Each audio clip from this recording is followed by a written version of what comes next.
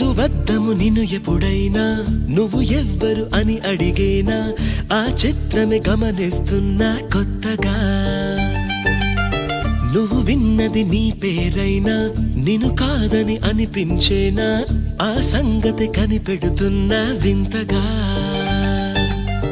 నీ కన్నుల మెరిసే రూపం నాదేనా అనుకుంటున్నా